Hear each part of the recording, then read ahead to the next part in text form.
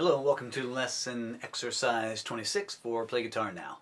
This is a pretty straightforward exercise. It is an expansion on the three power chord shapes that you have learned, root 6, root 5, and root 4. All we're going to do is add a third finger, which makes the chords fuller and richer.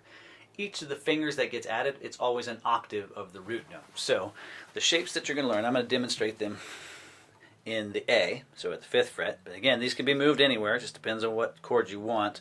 This one is first finger here on the 5th fret, one string down is a 3rd finger. So that's your basic A power chord. Now I'm going to add the pinky on the 4th string right below the 3rd finger, so on the 7th fret. So you end up with this.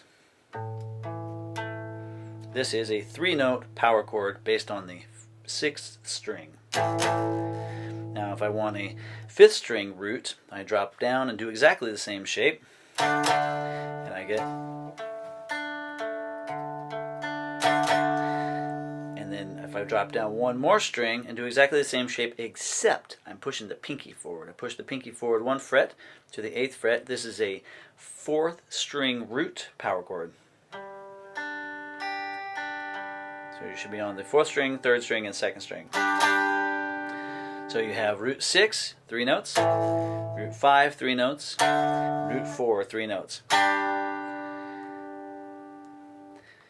That's it. So you can now play richer power chords. Now the one thing I would say is that when you're working with these chords, it's nice to be able to hit all the strings without sounding like this. That's if you've got the open strings, it makes a lot of noise.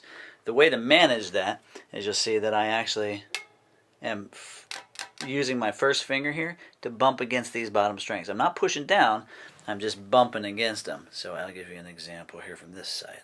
So you can hear this string, you can hear this string, and you can hear this string. But here, here, and here, that's all this first finger bumping up against the strings up here. Not pushing down, just bumping up.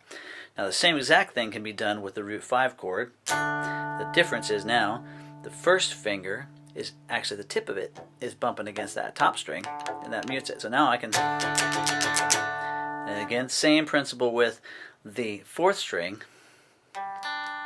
I'm muting this last one, and I'm muting this one, the 5th string, with my first finger. Challenge is that how do you mute this top string? Well, either you can use your right hand mute here, but then you're still getting a little bit of that here.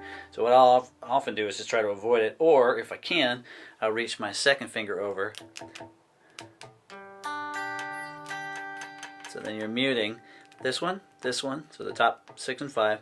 You got your note on the 5th string, note on the 7th or the 3rd string, and the 2nd string, and then the last one are muted. That takes a little more work. If you want to, you can try to bring your thumb over. That's a little harder as well, just to bump into it. See, I can't even get it quite right because I'm not getting that 5th string.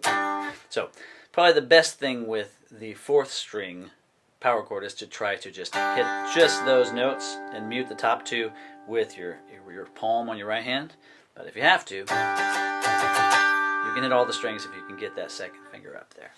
Alright, so there are the full power chords. Those are the richest power chords you can get before you start adding major and minor notes and making them harder to play and also more specific in their sound. That is power chord extension, lesson 26. Alright, see you in the next lesson.